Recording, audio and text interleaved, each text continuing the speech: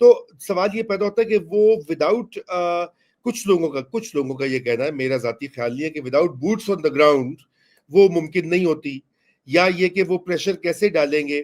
اگرچہ کہ بہت سارے وہاں پہ عوام نالاں ہیں ایران کے, اور وہ یہ بھی سوال میں دیکھ رہا تھا, وہ یہ سوال اٹھا رہے, وہ کہہ رہے جی آپ نے تو ہمیں کہا تھا کہ ہمارا ڈیفینس کے اوپر ہم نے اتنے پیسے خرچے ہیں, ہم انونسبل ہیں, اور اسرائیل نے آ کے آپ کے 20 کمانڈرز کو پہلے دن ہی نکال دیا, موساد کا نیٹ ورک بنایا ہوا ہے, تو کہاں کی آپ کی یہ لوگوں کو وہی جو چورن بیچتے ہیں نا, ریجیمز بیچتی ہیں.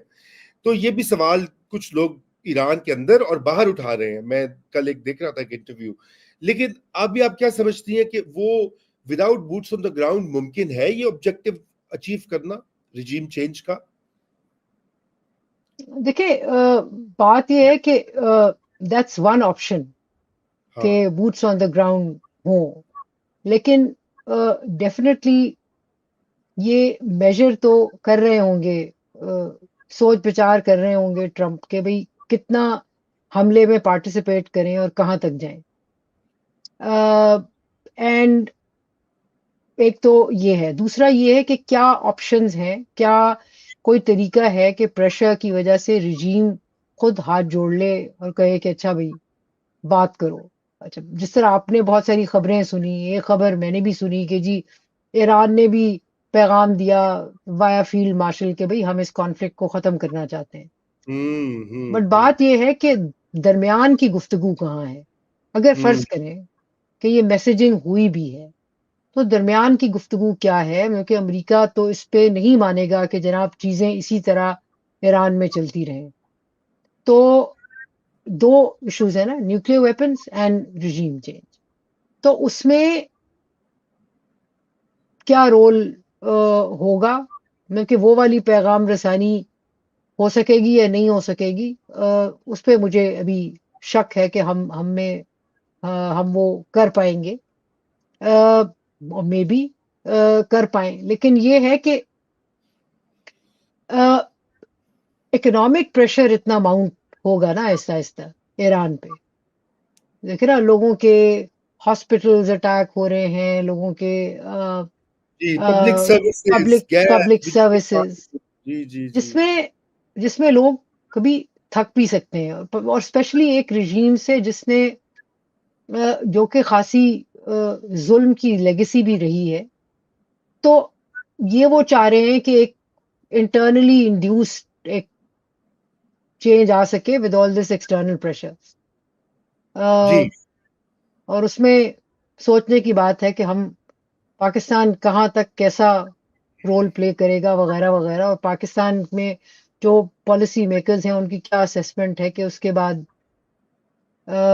ہم مسلم ورلڈ میں کیا رول پلے کریں گے. بالکل, یہ تو آنے والا وقت ہی بتائے گا. اچھا, میں چاہتا ہوں کہ آخری چند منٹ ہیں تو اس میں یہ ہمارے ایک ویور ہیں مصباح مرزا, یہ انہوں نے 2-3 بار یہ سوال پوچھا. انہوں نے کہا جی میرا سوال ہے ڈاکٹر عائشہ سے کہ فیلڈ مارشل عاصم جو ہے وہ اب پاکستان کے اندر کیا جو ہے وہ ان کے progress set up under these events and meetings, یعنی وہ یہ کہہ رہے جی ان کا مزید بڑھ جائے گا رول. تو اس سے پہلے کہ عائشہ آپ آنسر دیں, میں یہ چاہتا ہوں کہ یہ بھی میں نے آپ سے یہ سوال دیا, آپ نے نوٹ کیا ہوگا چونکہ آپ کا ایک دائرہ سول ملٹری ریلیشنز کا بھی ہے, ایک ایکسپرٹیز کا, کیونکہ وہ تو ہم طے کر چکے ہیں کہ وہ امبیلنس ہے, اس کو دہرانا کلیشے ہو جاتا ہے.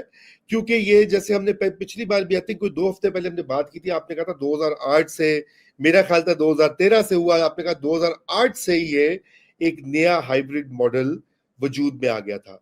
اب سوال جو لوگ پوچھ رہے ہیں, مصباح صاحب نے بھی پوچھا اور میں اور جگہ بھی دیکھ رہا تھا, لوگوں کے اور بھی سوال آتے ہیں, وہ کہتے ہیں کہ جی اب یہ تو اور ہائیبرڈ سے بھی کوئی اگلی صورت میں جائے گا, کوئی کو بھی ہو سکتا ہے.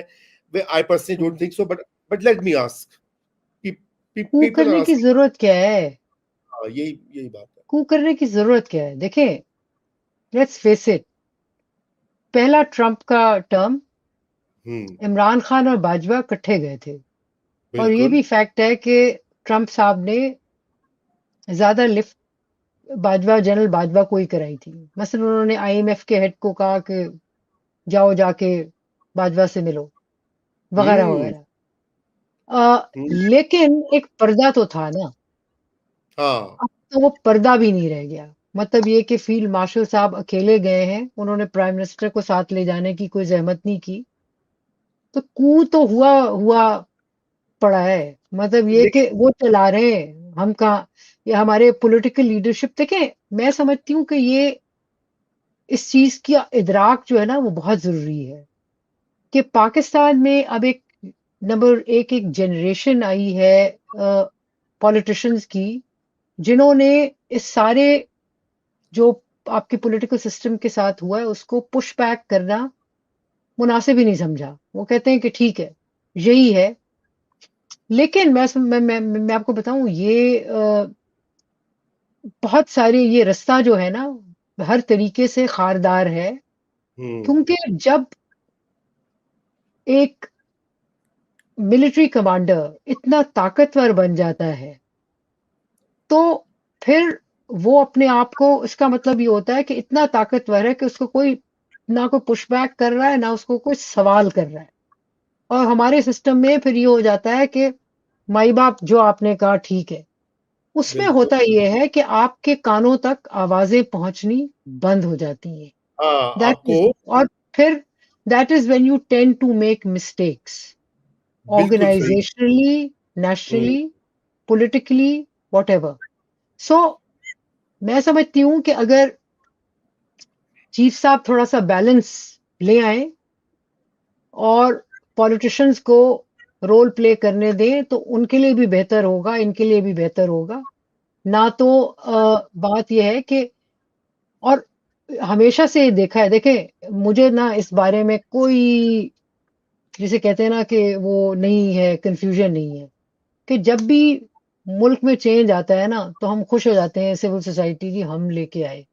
نہ، یہ انٹرنل ریسیٹ ہوتا ہے ہوں انسٹیٹیوشن کا.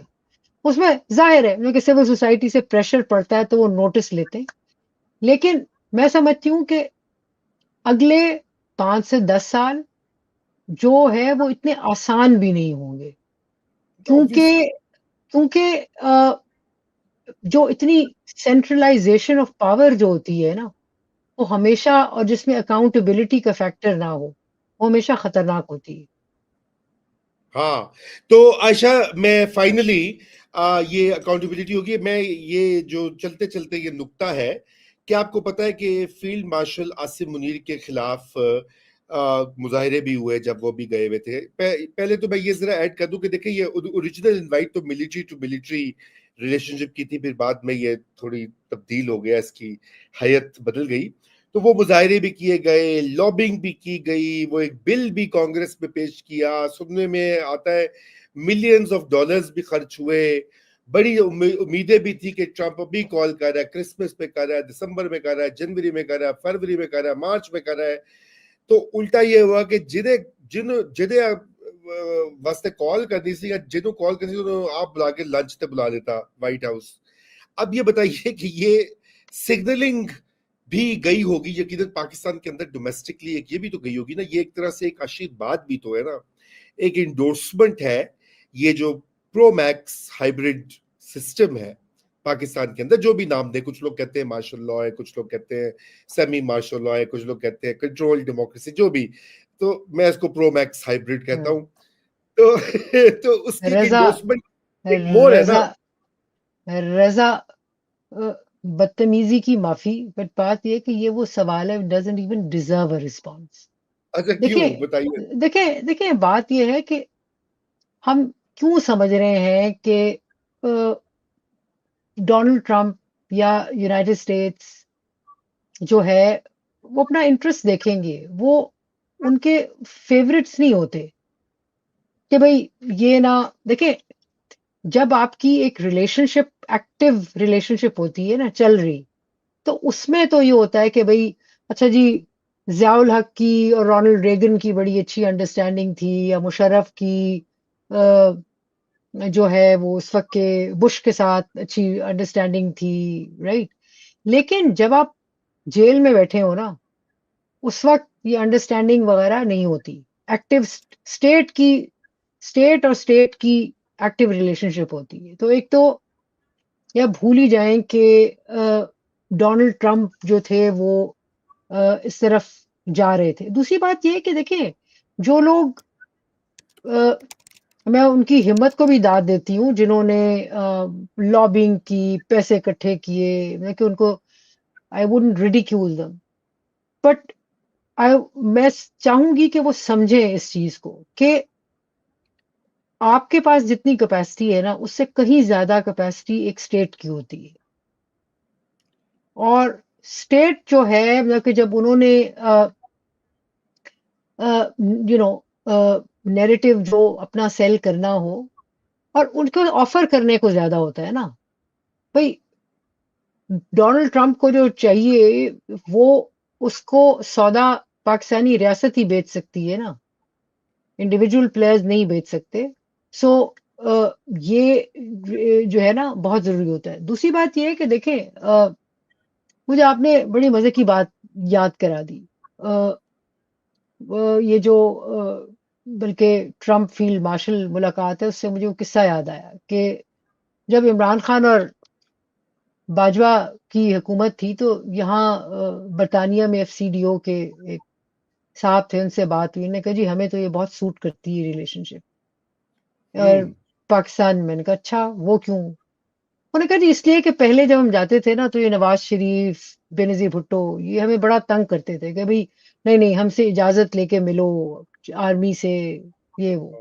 اس نے کہا اب خان صاحب جو ہیں وہ بالکل پوچھتے ہی نہیں ہے. ہم خان صاحب سے ملیں نہ ملیں، جا کے ہمارا ڈیلیگیشن پہلے آرمی چیف سے ملے، کوئی مسئلہ نہیں ہوتا. تو ایگزیکٹلی مجھے یہ یاد قصہ آ گیا اس میں کہ ابھی بھی وہی زمانہ پھر سے آ گیا ہے. مطلب یہ کہ ہر کوئی، ہر پولیٹیشین ہمارا تالیاں بجا رہا ہے کہ جی واہ واہ کیا ملاقات ہوئی، اور کوئی جرت بھی نہیں کر رہا یہ سوال اٹھانے کی. But this is how state function. And ہماری ایک ہمیشہ سے ہسٹری رہی ہے اتھارٹیرینزم کی. ہم ایک اتھارٹیرین، ایک دیکھیں ہماری ایک سول ملٹری پارٹنرشپ ہمیشہ سے رہی ہے. بہت کم پیریڈ ہیں جس میں سویلینز کو کچھ کے پاس تھوڑی سی اسپیس تھی. نہ تو میں تو ہمیشہ سمجھتی ہوں کہ ہماری بڑے مدتوں سے یہ ملٹری سول پارٹنرشپ ہے، اور اب تو مزید اس کا جو رنگ ہے وہ گہرا ہو گیا ہے. کوئی سوال نہیں کر رہا انٹل کہ وہ پیریڈ آئے ریسیٹ کا، اس وقت تک تو یوں ہی چلے گا. عائشہ آپ نے بالکل صحیح بات کی. دیکھیے میں نے یہ سوال میں نے آپ کو اس لیے آپ کی خدمت میں پیش کیا کیونکہ اس سے جو آپ نے ابھی بات کہی ہے اس میں سے 2-3 نکتے نکلتے ہیں. میں چاہتا ہوں اس پہ ہم کنکلوڈ کر لیں. پہلی تو یہ بات ہے کہ آپ نے کہا کہ ان میں جرت، اور ایبسولوٹلی دیٹ از دا کی ایشو کہ سویلین ایکٹرز جو ہیں پاکستان کے، وہ جس طرح سے انہوں نے بھی، اب یہ آپ نے ینگ لوگوں کی بات کی ہے، نئی جنریشن کی بات کی ہے، سچ پوچھئے تو جو پرانے والے بھی ہیں، مطلب جس طرح سے آپس میں نفاق کیا. اب دیکھیں نا عمران خان اس وقت ایک سمبل انہوں نے اپنے آپ کو پیش کیا ہے ان کے فالوورز نے کہ وہ مزاحمت کے اور جمہوریت کے، سویلین بالادستی کے. اور ابھی آپ نے باجوہ والا، یہ مجھے یاد ہے کہ آپ نے مجھے پہلے بھی ہماری بات ہوئی تھی F C D O U K والوں نے کیا کہا تھا کہ جو پاکستان میں ہائیبرڈ سائزم تھا.